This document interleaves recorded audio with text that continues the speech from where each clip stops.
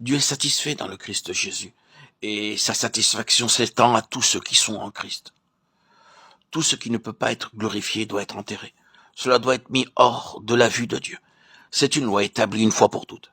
C'est-à-dire que tout ce qui n'est pas juste et en harmonie avec la nature même de Dieu doit être enseveli. Mais cela peut être seulement enterré après avoir été jugé et trouvé digne de mort. C'est pourquoi le jugement s'est étendu à tous les hommes pour la condamnation et la mort s'est manifestée envers tous les hommes. Car tous ont péché. Romains 5, 12, 18.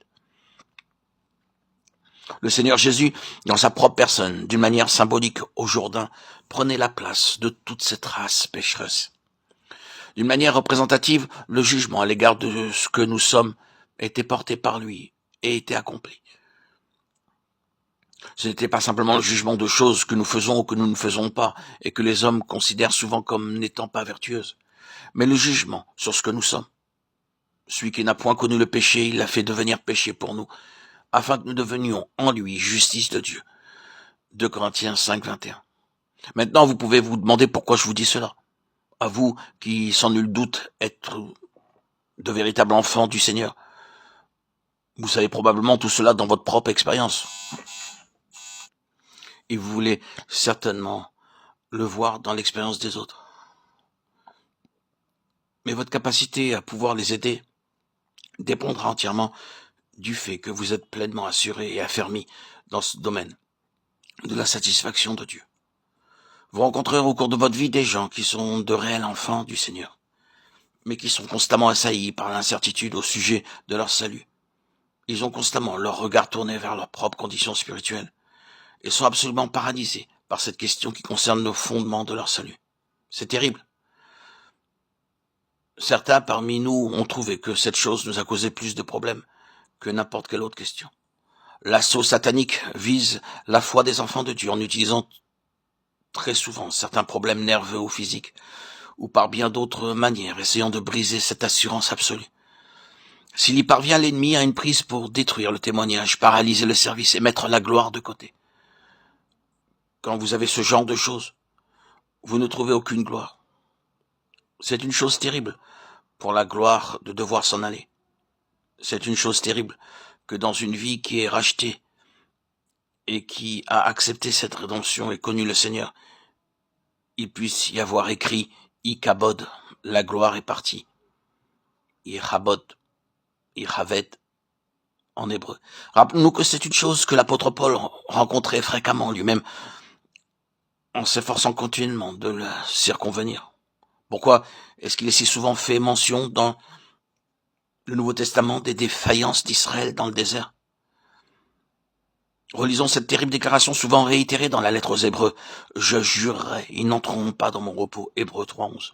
Et de nouveau retentit l'appel. « Aujourd'hui, si vous entendez sa voix, n'en décessez pas vos cœurs. » Ce n'est pas un message d'évangélisation pour ceux qui ne sont pas sauvés. Beaucoup de sermons destinés aux incroyants s'appuient sur ces paroles. Maintenant, c'est le jour du salut. Aujourd'hui, n'endurcissez pas vos cœurs.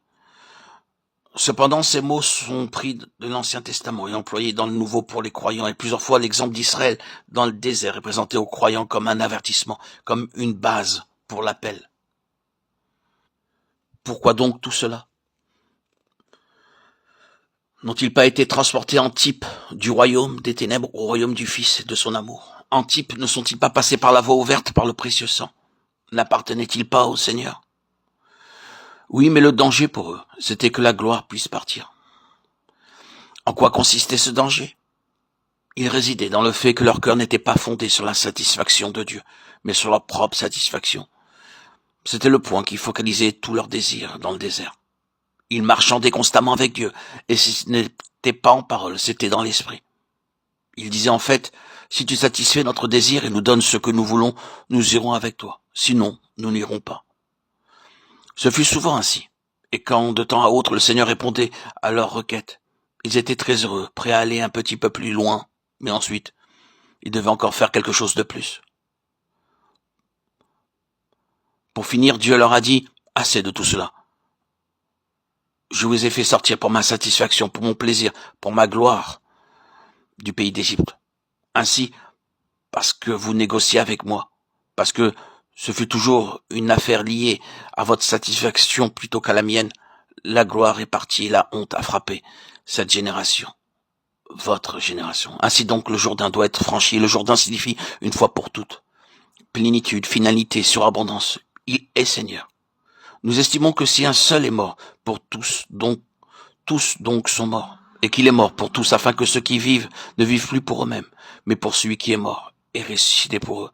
2 Corinthiens 5, 14, 15.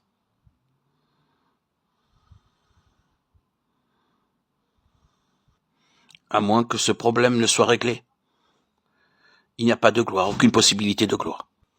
La satisfaction de Dieu doit être saisie par la foi, et la gloire exige que nous reconnaissions, non seulement qu'en Christ, notre être injuste fut enseveli, mais qu'il a enseveli aussi toute possibilité qu'en nous-mêmes, il y ait un jour quelque chose de juste. Si vous êtes prêt à laisser enterrer votre pauvre moi, malheureux et misérable, malheureusement, vous n'êtes pas toujours prêt à saisir et à enterrer la capacité supposée de votre être à vouloir se justifier. Vous tournez encore et toujours autour de ce misérable cadavre, espérant qu'il produise une certaine vie. La seule chose à faire, c'est de le mettre là où Dieu l'a mis, de l'enterrer. Renoncez à votre moi grossier. Renoncez à votre ego qui aspire toujours aux choses mondaines pour pouvoir vivre l'évangile de la gloire du Dieu satisfait.